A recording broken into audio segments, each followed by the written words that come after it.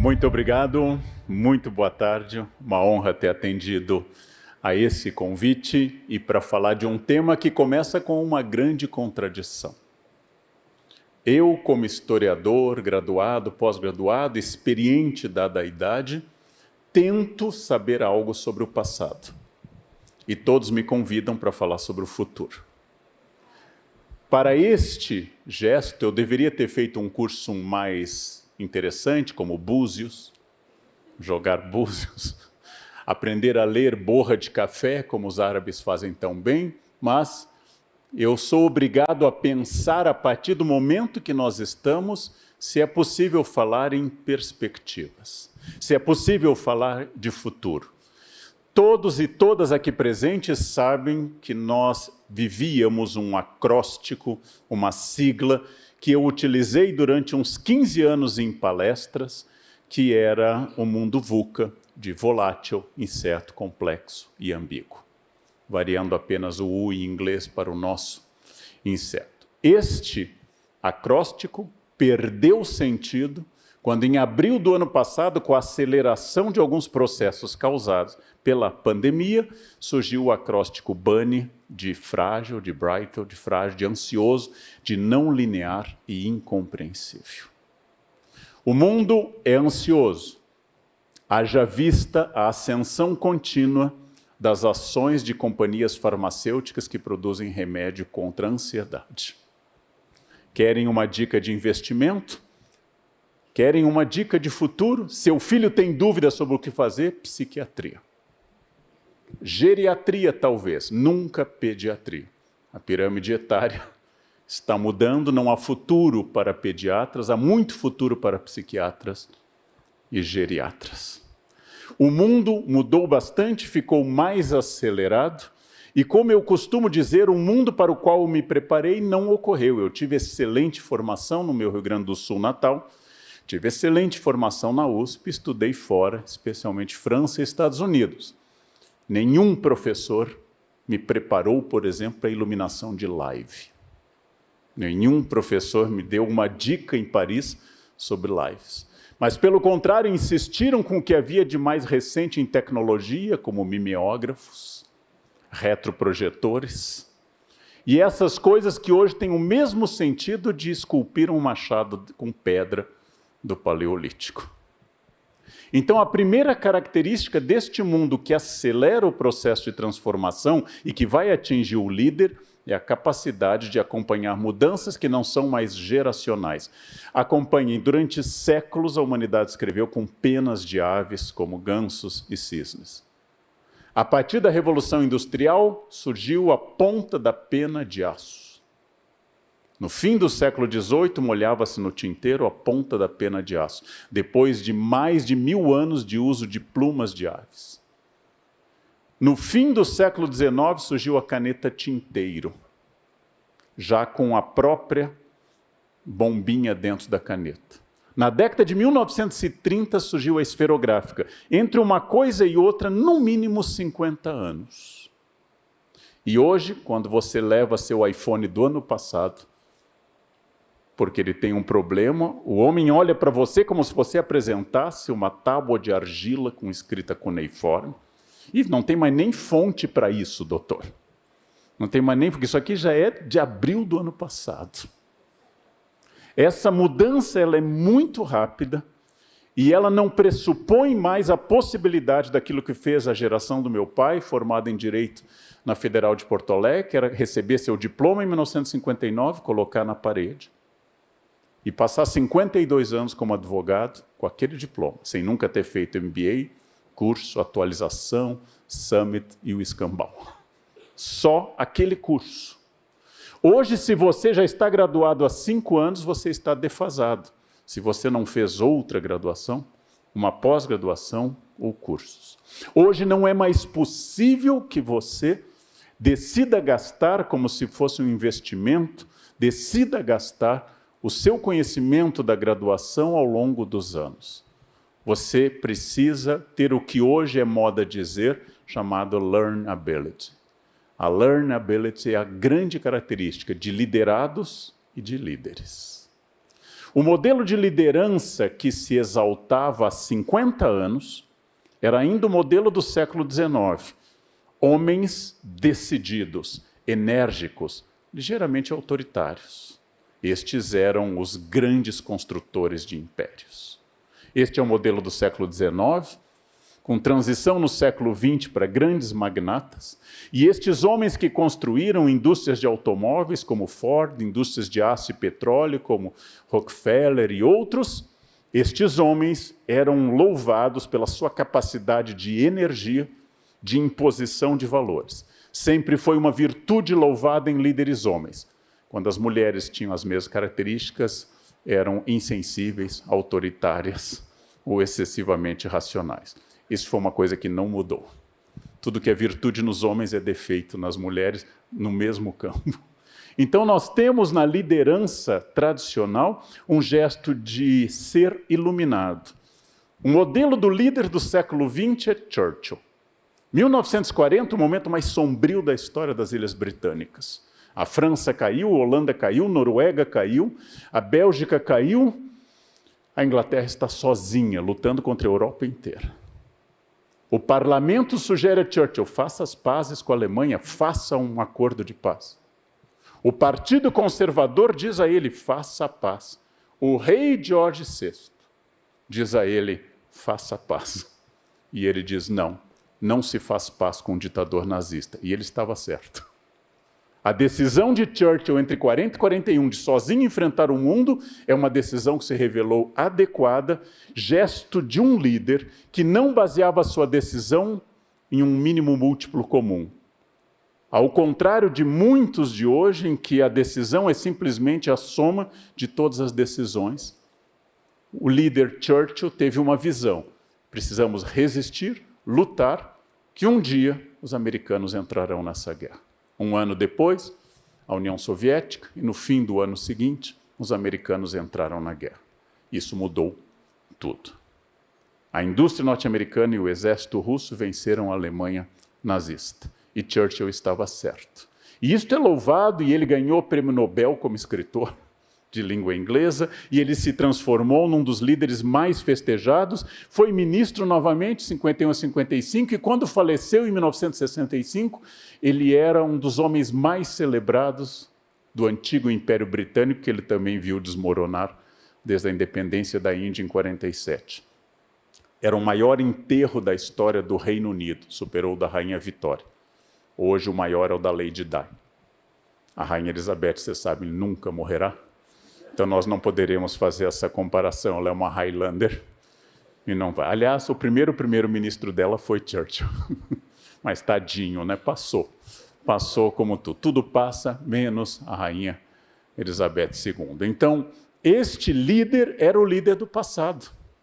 Um líder que teve várias virtudes. A primeira delas, aprendeu. Porque Churchill tomou uma péssima decisão na Primeira Guerra, a Batalha de Galípoli. Churchill tomou péssimas decisões financeiras como Lorde do Tesouro. Churchill quase foi à falência durante a crise de 29, pessoalmente. É um homem que acumulou erros e já com uma idade em que não se começa mais na política, tornou-se primeiro-ministro em 1940. Logo, nós estamos falando de um homem que aprendeu, mas que tomou decisões muito solitariamente. Enfrentou pressões da esposa, do rei, do parlamento e do seu partido, e bateu o pé e convenceu pessoas ao caminho que nós sabemos o mais correto.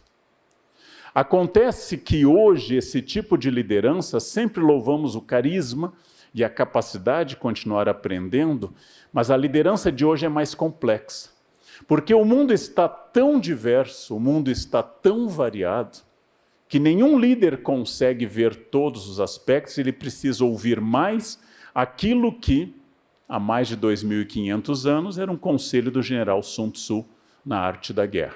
Nenhum general vence se não ouvir o soldado na trincheira. Nenhum general vence se não ouvir sua equipe.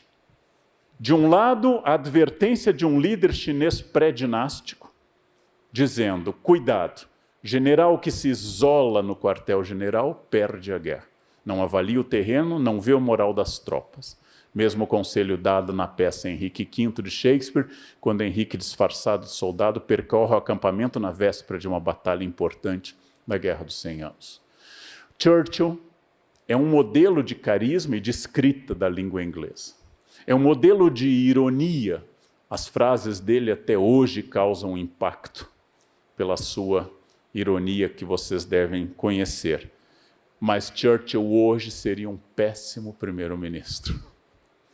Porque as Ilhas Britânicas são completamente diferentes. As decisões são tomadas de uma forma muito mais atomizada, muito mais capilarizada, se preferirem a metáfora biológica, do que eram há alguns anos. Aliás, é bem provável que qualquer um dos grandes capitães da indústria, se ressuscitasse como Henry Ford, hoje seriam demitidos da sua própria indústria. Porque sua visão serviu para fazer do Ford T o mais brilhante modelo de sucesso da indústria automobilística. Mas não serviria para hoje. E é muito complexo responder, porque a liderança de hoje não implica apenas o domínio técnico, não implica apenas o carisma, não implica apenas a sensibilidade, mas implica manter o equilíbrio psíquico de uma equipe, que em época de pandemia é mais abalado ainda. Então, líderes que pressionam sem cessar, líderes que estabelecem sem cessar uma ruptura maior, eles atingem essa ruptura muito cedo. Mas qual é o ponto que eu posso pressionar e qual é o ponto que eu posso retirar meu time? Que eu posso retroceder? Não existe fórmula. E isso é muito importante de ser dito. Não existe uma fórmula, porque o líder se constrói na liderança. Atualização tecnológica, atualização em todos os campos. Não há líder hoje que não tenha possibilidade, que não consiga, senão não será um líder, atualização cultural. Um líder precisa saber o que acontece no mundo, inclusive no mundo distante da sua área. O líder precisa ver filmes, precisa assistir peças de teatro. E não há nenhum motivo para duvidar que um bom líder hoje tenha que passar uns 15 minutos por semana vendo TikTok. Porque o seu público vê. Por que é que hoje, por exemplo, o líder não pode ser preconceituoso? Antes nós diríamos, porque não é ético. Um líder racista, um líder misógino, não é ético. Depois nós diríamos, com a Constituição de 88, não é juridicamente viável ser racista.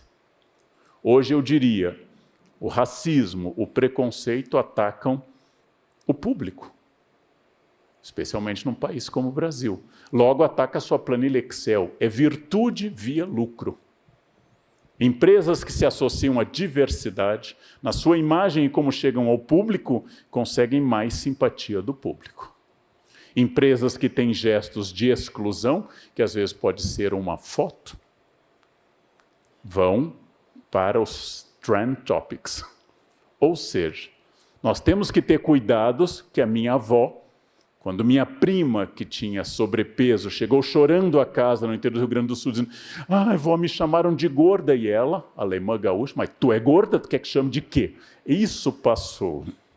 Isso passou. O líder das piadas incisivas, o líder irônico, o líder agressivo ou assediador, ele ataca o lucro da empresa hoje. Não é só o capital moral, ético da empresa. Um ambiente de assédio é um ambiente de medo, e o líder que favorece o assédio, ou usa essa máxima tão romana de dividir para governar, joga um contra o outro, que é facílimo fazer, basta analisar qualquer festa de Natal em família, é facílimo jogar um lado contra o outro. O líder que faz isso provoca um ambiente de medo, e o ambiente de medo é um ambiente menos produtivo. É um ambiente onde as pessoas não dão o melhor de si. Qual é a grande virtude desse líder que está se desenhando nesse mundo VUCA-BANI?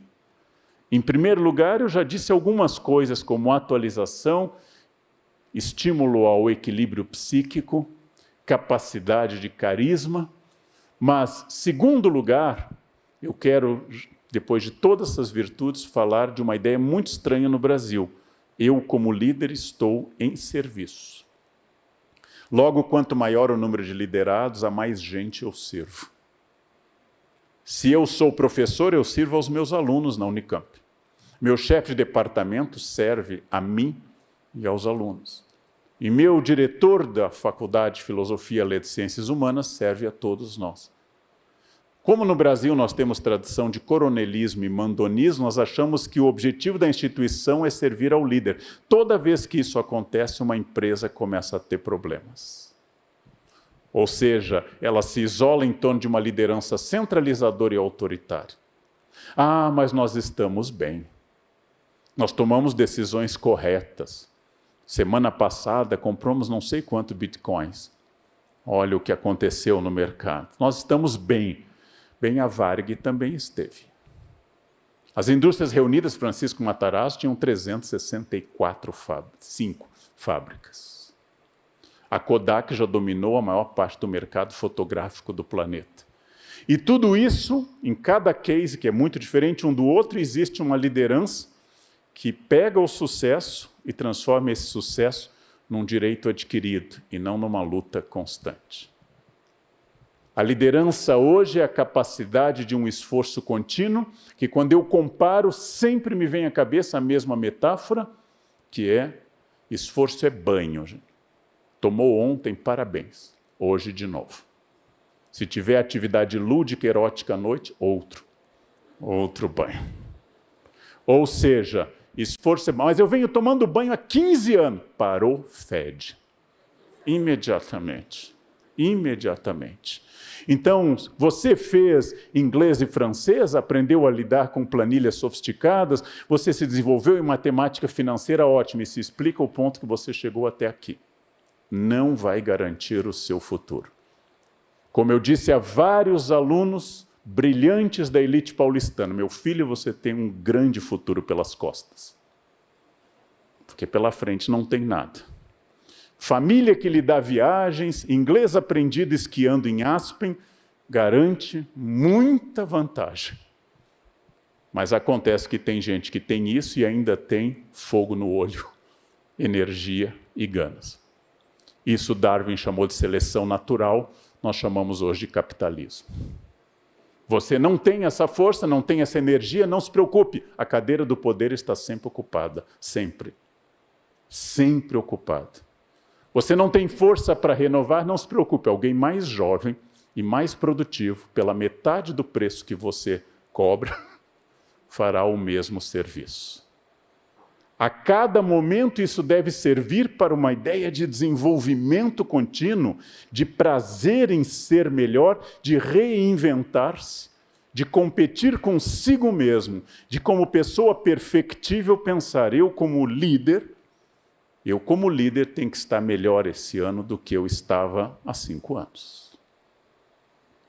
A promessa que eu fiz à minha família quando vim para São Paulo fazer pós-graduação em 1987, ao recebê-los a primeira vez, num apartamento que era de facílima limpeza, porque bastava sentar no meio e esticar a mão que alcançava toda a extensão da área construída, eu disse, a cada ano que vocês me visitarem, eu estarei melhor.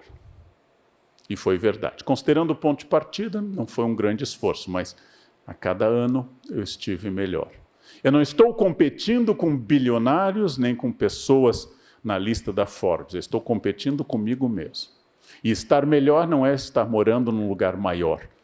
É saber mais, continuar tentando manter o meu corpo funcional, que é o que a gente pode ter, e tentando achar novos horizontes. Quero contar brevemente como funciona essa estratégia para mim. Há 2 anos, reuni a equipe do meu escritório, então um ambiente físico, hoje não tenho mais um ambiente físico, a pandemia acabou com isso, e disse, nós estamos bem? Voz unânime da equipe, muito bem. Temos palestras marcadas para 2 anos. As editoras lutam pelo direito de publicar um livro seu. Tem convites variados. Então, estamos no apogeu? Estamos. Mau sinal. Isso é um pressentimento do início do fim, eu disse.